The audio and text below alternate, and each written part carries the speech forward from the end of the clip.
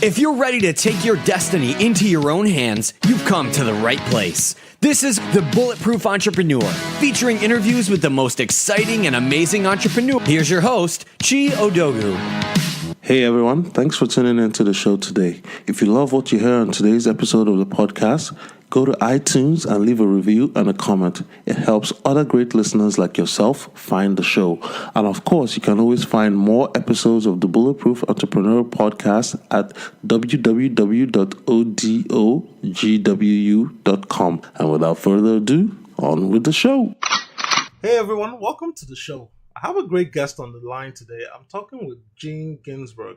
Jean is the founder of Ginball Marketing. She's a #1 Amazon bestselling author with her new book titled Win New Customers: How to Attract, Connect, and Convert More Prospects into Customers in 60 Days Using Digital Marketing.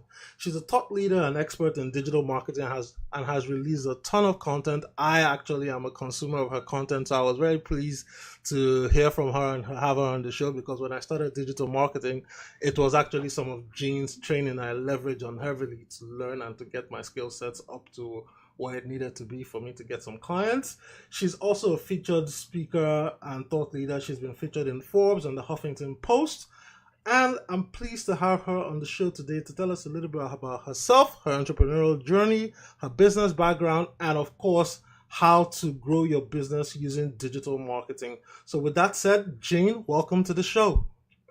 Wow, thank you so much. That was a wonderful introduction. I'm very pleased and very excited to be on the show and to share a little bit of my experience and my entrepreneurial journey, like you said, with your audiences.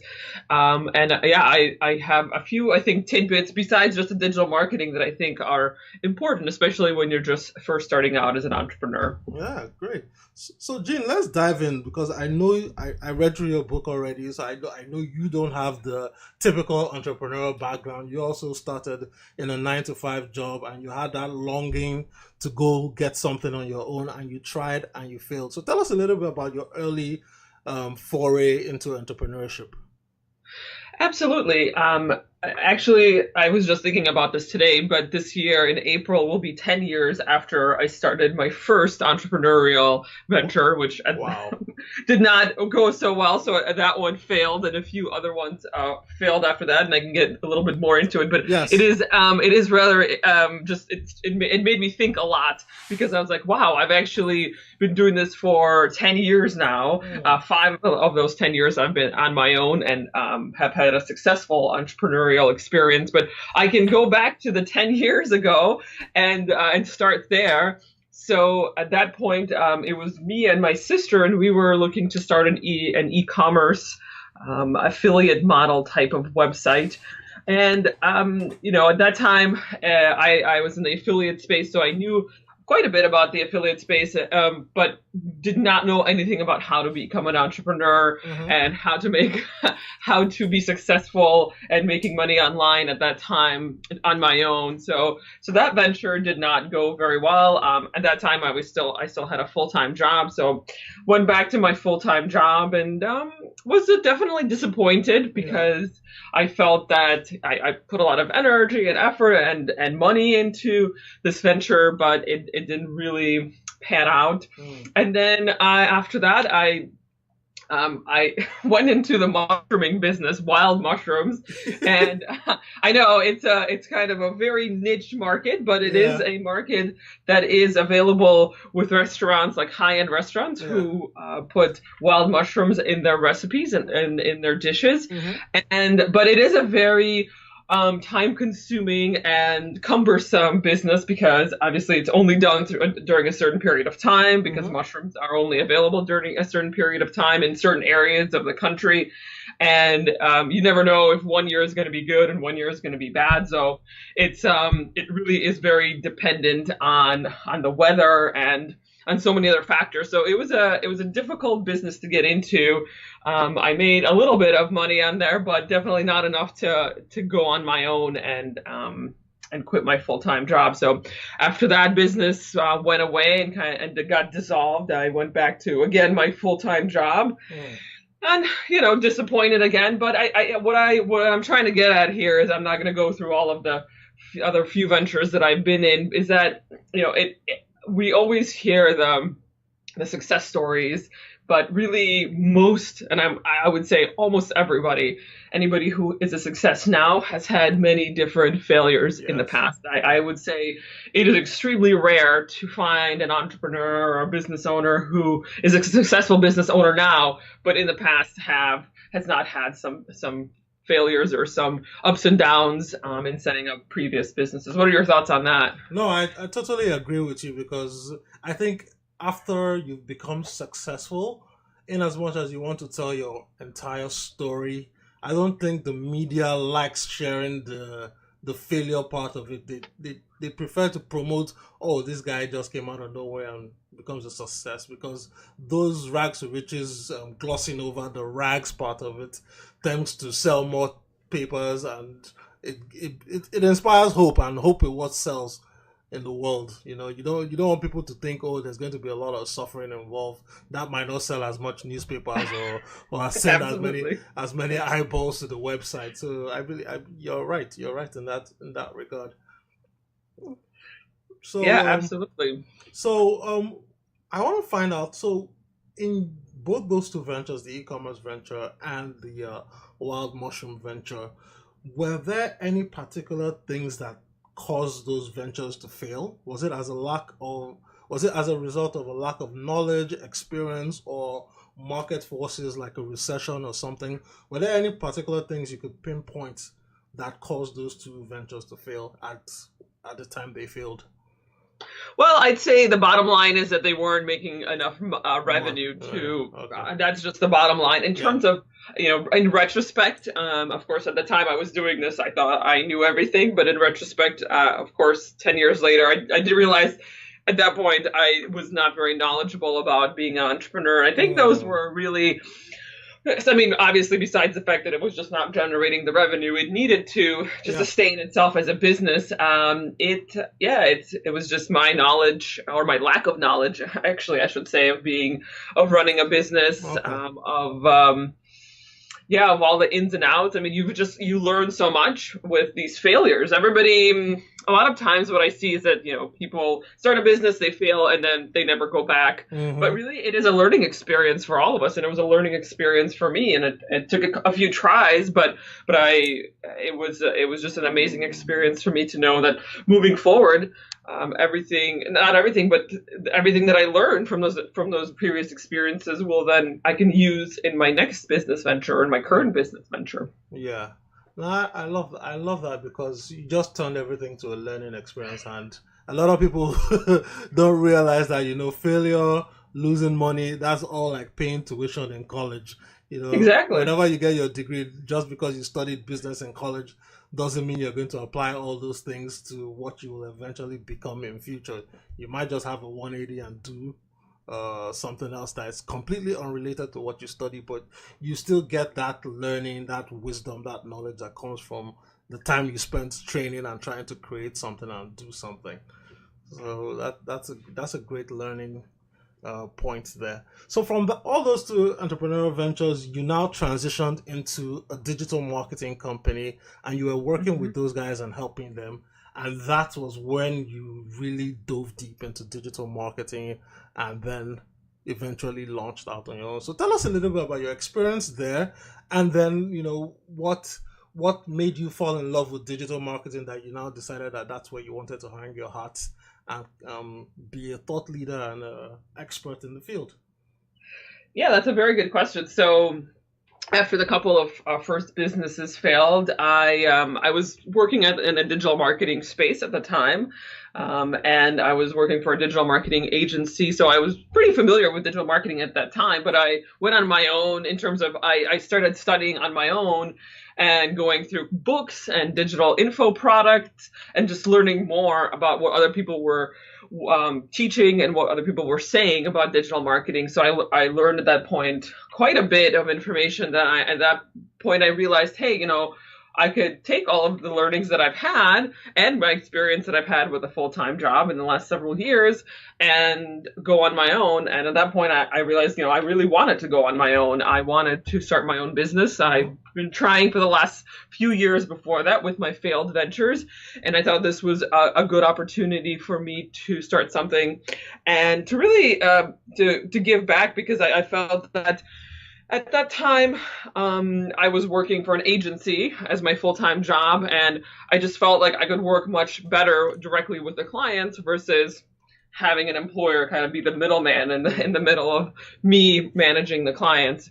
So I went on my own, and at first I just had one client. It was one big client, and I managed their account for probably about 6 months, but then I realized, this is probably not a very good strategy, because what if this client will leave or decide to do anything differently, then I wouldn't have a business anymore. So at that time, I realized, hey, I need to move forward and start getting more clients, so that way there'll be diversification in my business.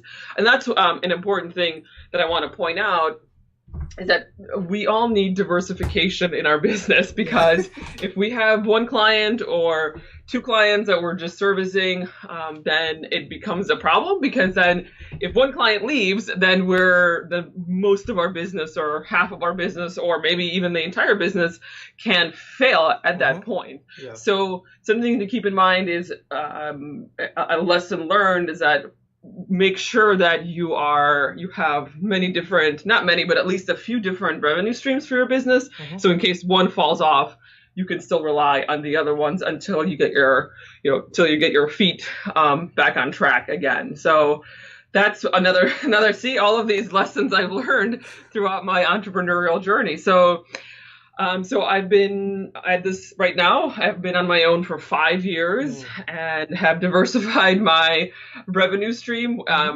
including having agency clients. I've also have been doing consulting for clients. So that's where I just come in and provide the strategy for digital marketing, but then their team executes on the actual points of running the campaigns and things like that.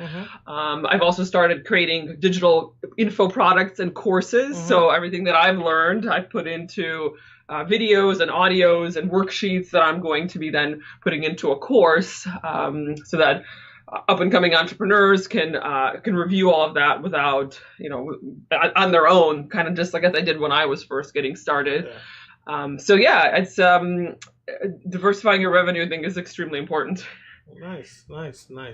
And I'm sure that after you figured out you need to diversify your revenue stream, where did the idea for the book come from? Because it seems to me that all your experiences bubbled up in writing this book. You had problems, you faced them. You had the problem of having one or two clients. You knew that, oh shit, if this guy goes away, then my business is done. So you actually created a plan and a framework to get clients into your door so you can be a self-sustaining business. So where did the inspiration for the book come from? And then tell us a little bit about how, as a business owner or as a consultant yourself, consulting for other businesses, how you help them come up with a framework so that they can attract clients into their funnels. Absolutely. So first question is about the book.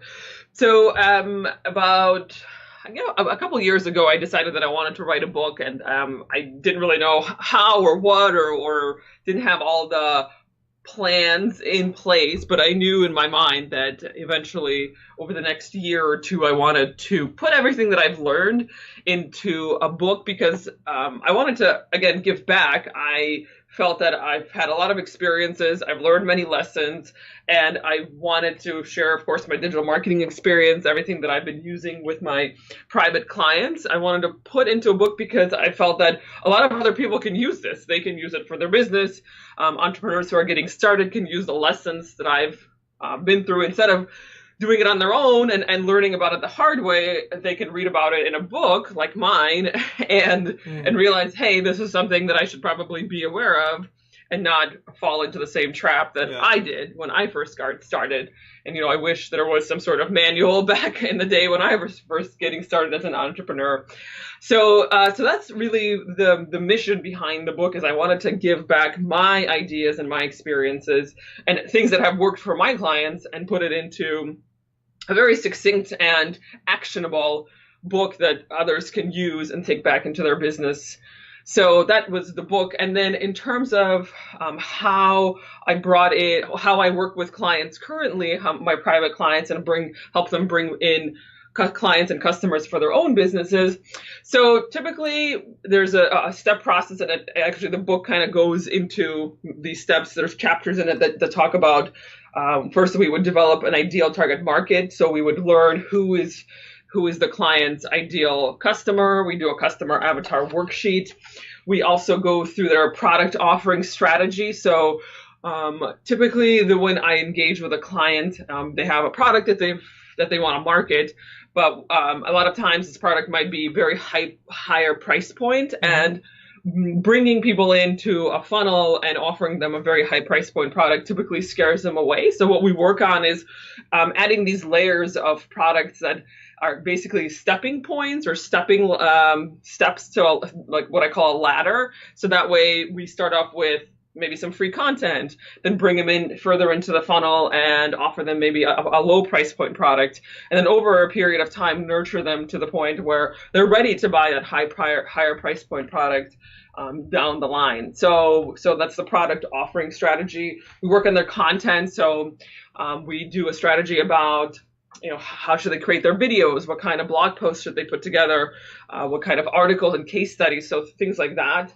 Then I also talk about Facebook advertising. So I've been using Facebook advertising religiously for my clients in the past several years. It's gotten amazing results for them. And I just feel that Facebook is such a great platform because it really allows you to target so granularly within the platform. Then we talk about landing pages in the book. So we create landing pages as we're creating this grand funnel, as I call it.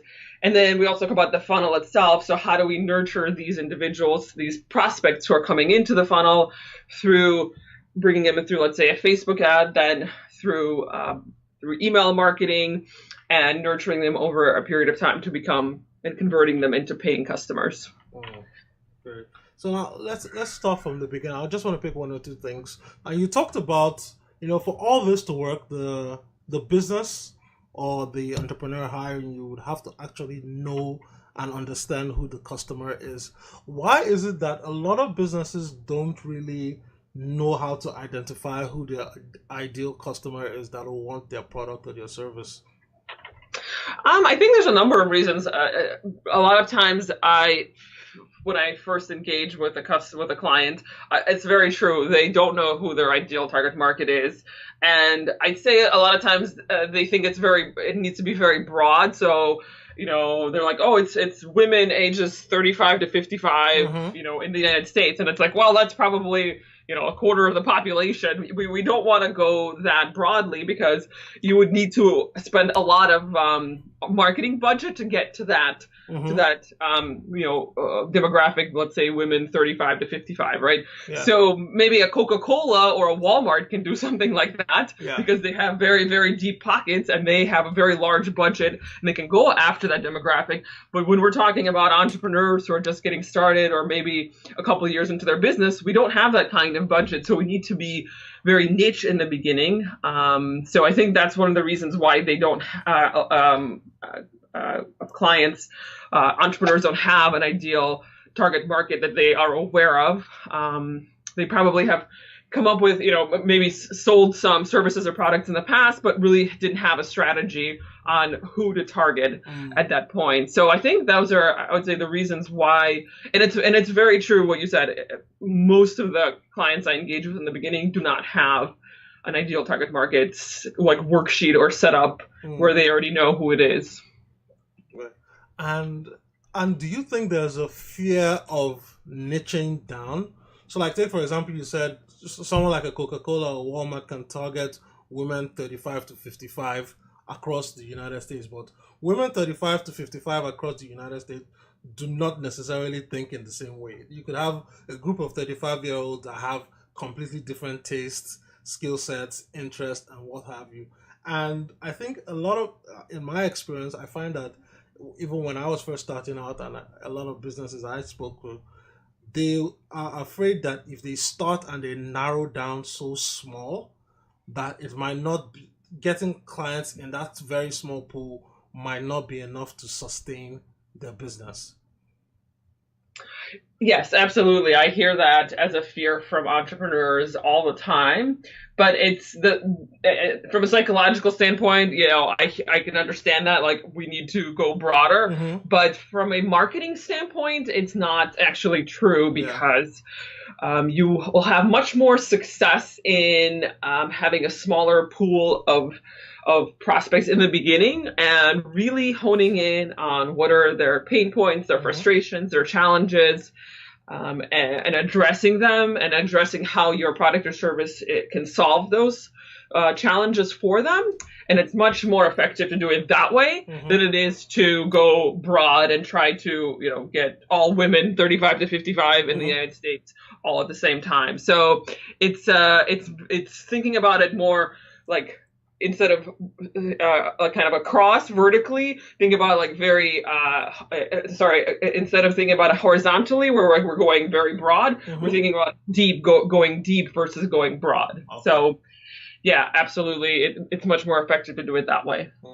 And one of the pillars you rely on is content marketing in terms of creating blogs, videos, and podcasts and whatnot. So what has been the most effective means of content marketing, and what's your strategy for using content marketing to get clients into the funnel? Are you an advocate of relentless publishing of content, or do you do it more dripped out? Well, I'd say both. So in terms of what's been working, is video has been working very well. And I'd say if you go to Facebook and you go to scroll through your feed, it's all video at this point. So it's a much easier method, and you get a better connection between the business owner and the prospect when the business owner is on video. So that's been a very effective method. In terms of posting and content, for my own business, I post pretty often. I'd say I post several times a day. Yeah. For other businesses, like clients that I've worked with or currently work with, I always recommend to them that they should post several times a day because their competition probably is doing that. Yeah. But a lot of times I get some pushback because they're like, well, we don't have the amount of content, or we can't create that amount of content. So in my opinion, I think posting several times a day on all social media channels is really the way to get your name out there. I mean, think about Gary Vaynerchuk. I think he posts like 8 times, 10 times a day. And people know him and people see him. Yeah. So that's an example. And what's your strategy for coming up with content ideas to post? Because like you rightly said, a lot of people think, oh, we don't have enough to post, or they may even feel that they're not confident enough to say they're an expert to post. So what's I guess your strategy for generating content ideas to put out, and then how do you build the confidence? Take for example, we're talking to a new person that thinks they don't have the expertise or the length of years of experience to call themselves an expert. How do you encourage someone like that to build the confidence to just get out there and start doing it? Yes, confidence is a very important key, and I'm glad you brought that up because being an entrepreneur most of it is about mindset.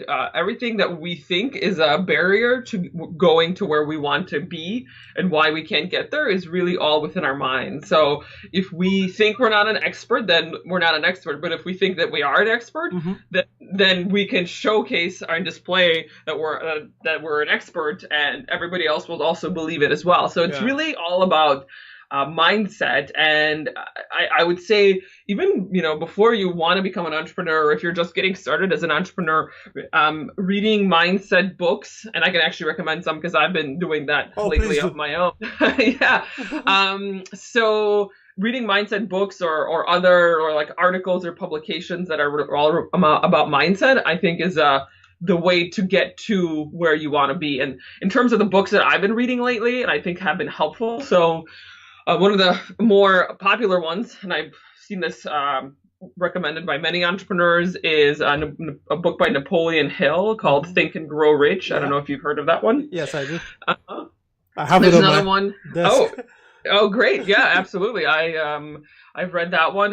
The other one that I've read is also by Napoleon Hill, and it's called The Success Through a Positive Mental Attitude, which is all about having a positive mental attitude. And really, once you have that positive mental attitude, so many things can change and so many things can happen because you are viewing your life and your business and your entrepreneurial journey in a positive light versus thinking about the other side of the coin, which is like, oh, this is not going to work, or no, I'm not successful, or no, I'm not an expert. So I would say, everything that we do has to do with mindset, with having a positive attitude. So, and I'm reading other books as well. So if any of your audiences have suggestions on books that they've read as well, I would also love to hear that. So yeah, confidence and mindset, I think, are important in developing, and not only if you're just getting started. I'm doing that right now, and I've been an entrepreneur for 10 years. Yeah. So it's something that should be part of your repertoire, part of your daily or weekly or monthly routine, where you're reading books or publications about mindset. Great. Okay, so I think we'll. I want to ask you, looking at your. No. Before I transition into that, sorry, because I have a ton of questions here. So let's do it like this. I'm thinking, okay, there's an entrepreneur listening out there. They're just about to start their business, or they've started their business, and they are having trouble getting clients, and your book is all about getting clients in 60 days through the door. Now, you've covered the big premise or the big idea of the book, but I would like for you to lay down, kind of like as a case study, a quick and simple strategy or tactic that someone can use to start getting clients within that 60-day window. So tell us about, type of ad they should do, content, etc. Sure, I can. I don't know if I'll be able to share this specifically the type of ads, but I can share. No. What I'm saying, just your framework that will work within this 60-day window, so that somebody can get something and start plugging it in right away, and not wait until the end of this podcast to take action. Sure. So the book that I wrote, there is actually a worksheet in it that talks about the steps that go through the 60-day process. So, and I've outlined it just now, as we've been talking, but I can go a little bit more deeper. But first things first is that you, again, want to identify your ideal target market. And if you don't know, let's say if you're just getting started, but you have an idea of who your ideal target market is, I would say first thing would be just survey prospects. So even if you don't have current customers, survey prospects and really get to know and understand what are their challenges, pain points, frustrations, and then how will your product or service solve those pain points and frustrations. So again, I think the first week of the 2-month strategy, the 60-day strategy is learning about who your ideal target market is. And again, you don't have to have it like right on point, because it probably will change over time, but at least get as much as you can down before you get started with your business. So then the next thing would be create a product offering strategy. So for example, maybe your product currently is a $2,000 consulting session or sessions package. So again, getting to that point is going to be difficult right away because people need to trust and like you in the beginning before they will pay you $2,000 for a consulting package. So creating little steps before that $2,000 package is the product strategy, product offering strategy. So you want to create some content, for example, in the beginning, maybe some videos, then ascend them to the next level, which is maybe additional content or a case study, then ascend them to the next level of a small price point product, maybe a small digital course that they can buy for $7 or $10, then ascend them again to maybe a $50 product. So again, these points, these ascension points, are important because over this period of time, they are learning about you, trusting you, and liking you in the process. So creating this product offering strategy is the next step. Then a content strategy. So everything that you've put together and outlined in the product offering strategy, you want to create content for it. So videos, case studies, articles, blog posts, white papers. So you would need to fill in that entire product offering strategy with this content. And content can take some, it depends. It can be pretty quick to create if you're pretty good at writing and knowing how to get your thoughts onto paper. Or creating videos. So it doesn't require you to create, to have a content strategy that will take you months and months and months to create. It's like, you just, it just requires buckling down, having a good idea, and turning on your iPhone and creating some videos. Yeah. And they don't need to be, the most glamorous and well-produced videos. Most of the time, I mean, all the time, I just use my iPhone and it's some pretty good lighting, and that's about it. And then I just start speaking into the camera. So it's nothing, it's nothing well-produced on my end. Then after the content strategy, you would want to create some Facebook ads. And typically, like I said, Facebook ads would be video as your ad unit. Okay. And the three components of a good video is talking about yourself. So why are you an expert? Why should your prospective client care about what you have to say? So talk about yourself. Number two would be talk about a result. So you have worked with a previous client. How have you helped him or her? And what have your results been? And then number three is tell a good story about this particular result. So how did you, meet your client? How did you help them? Like, what were the challenges? So those 3 points. So talk about why you're an expert, talk about results, and tell a good story about that result. And then the nurture funnel. So you would put all of that content, the product offering strategy, you would put that into a funnel. So for example, email marketing would be the framework to actually put into to create the funnel, and then nurture those prospects over a period of time. And then I also use retargeting pretty heavily to retarget users to bring them back to social media or to the site, depending on where you're retargeting. So that's the framework that I've been using for my private clients and have seen really good success with. Nice. And from what I'm getting here, it doesn't need to be super complicated. Everything you've said can be implemented over the course of a week or 2 weeks. Or the 60 days that I put into the framework in the book, yes. Yeah. So it depends on the person just being willing to sit down, buckle down, work on the framework. If something doesn't work, you tweak it, you test it, because obviously right out the gate, some things will not work like in life, but you just have to keep tweaking, iterating, testing, and making sure that whatever you're doing, you're recording the results to see if it's doing well or if it's not doing well, and keep adjusting. And like, I think I read somewhere that, a plane going from New York to Los Angeles is off course 80% of the time, but the pilots make course corrections as they're going along until they get to LAX. And that's what you need to do. You have a framework, you have a destination, follow the framework. Something doesn't work in the framework, tweak it and change it until you get the result you want, and then keep going until you get the result. I love that. Yeah, and I think that's actually a good point. One thing to keep in mind is that, yes, the first time things probably will not work, but don't give up, I think is the main thing. Imagine that you are a pilot in the air, and your only destination is to successfully land the plane, right? Yeah. You can't just give up in the middle of the flight, right? You can't do that. So think of yourself as the airline pilot who has to get to the final destination and bring the 300 people on his plane safely to the final destination. So don't give up because things might not work the first time. I will actually probably guarantee you that they will not work the first time. But that does not a reflection on you. It's just that you need to continue on improving, making changes, testing, and then you will get to that point. Yeah. Another key component that I think I've learned is that persistence, of course, is that if we're going to give up, then that's it. Our business is done, or we're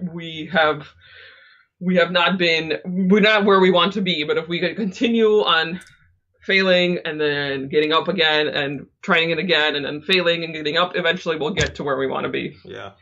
Right. So as we start to wind down the show, I just have one or two wrapping up questions and then I'll let you go. So my first question is, Looking back on your career thus far, is there anything you think you could have changed or done based on what you know now? Wow, I've never thought about it that way. No, I don't know if I would have. I think everything that happened to me in my career really was there for a reason, and there isn't really any major points that I think I would have. I think one of the things that I always say, like if I were to give myself advice 10 years ago when I first started being an entrepreneur, I think the one thing that I maybe would change was that I would create more content in the beginning versus waiting. I think I started creating content maybe about a couple of years ago at this point. Yeah. So creating content in the beginning and gathering a following, I say, would be the one thing that I would do differently. Okay. And you mentioned this earlier. You talked about the book you like, but in terms of who you study and look up to get inspiration to mentor you and to teach you more about your business and life, who are some of your mentors and people that you look up to? Well, the books that I mentioned, Napoleon Hill, amazing writer and just amazing life experience. Obviously, he's passed away at that point, so that's someone who's no longer alive. But for people who are actually still alive and doing work, Brendan Bouchard is somebody that I follow pretty closely. And I don't know if you're familiar with him. Yes, I am. Gary Vaynerchuk is another one that I follow pretty closely. So I, think that both of these individuals, at least the ones that are, living, have had an amazing career. I mean, still have an amazing career, and they're still doing what they're doing. And I've learned a lot from both of them. So those are two that I would highly recommend following on social media. Hello? Oh, I'm still here. Okay. It cut off. I said those are two people that I would highly recommend following on social media if you're currently not following, if the audiences are currently not following them. Okay. Yeah. It cut off for a minute there. And the last question is, to people thinking of starting their venture now, what are your biggest words of advice and wisdom that you would tell them to encourage them as they're about to take the plunge into entrepreneurship? Sure, and I think we covered most of them in this. So I'm going to just summarize it quickly. Mindset, positive mental attitude, read books or publications about mindset, and making sure that that's something that's on top of your everyday list of things to do, is just to keep a positive mental attitude. Persistence. So things might not work the first time, but they might work on the 5th or 10th time. And so getting up every time and doing it again and trying new things and being persistent is really the way to become an entrepreneur. Because if I would say anybody who has been an entrepreneur, that's really the only way how they've gotten there is just by getting up and doing it again and testing out new things. I'd say, and then creating content would be the last thing I would recommend. Creating content and starting a social media following right away. Do it now, because you will thank me in a year or two when you've had already a lot of content, a lot of videos, and a big social media following. So now is the time to do that. Great. So, Gin, before I let you go, where can people find you, learn more about you, get the book, and of course, reach out and touch you on social media if they want to learn more? Absolutely. You can find me on social media, LinkedIn, Gene Ginzburg, digital marketing expert. Same thing with Facebook. You can find me on Facebook, Gene Ginzburg, digital marketing expert. And I'm giving away my book absolutely for free to all the audiences who are listening to this podcast. So I'm very excited about that. I usually don't do that, but this has been such a special experience that I want to share my book, and hopefully your audiences will learn something amazing from it that they can take back to their business. So if you go to geneginsburg.com/bulletproof, geneginsburg.com/bulletproof, then you can pick up a free PDF copy of my book, download an instant download, so you can start reading it right away. Great, thanks. And I'll link to all that in the show notes before the podcast is published. So, Gene, it's been a pleasure talking to you for the past 45 minutes or so. I've really learned a ton. I've taken a ton of notes. And I just want to wish you continued success on your business and entrepreneurial journey. Absolutely. Thank you so much. It's been a pleasure being a guest here. And thank you. Really appreciate it. Thank you. Hey everyone, thanks for tuning into the show today. If you love what you hear on today's episode of the podcast, go to iTunes and leave a review and a comment. It helps other great listeners like yourself find the show. And of course, you can always find more episodes of the Bulletproof Entrepreneur Podcast at www.odogwu.com.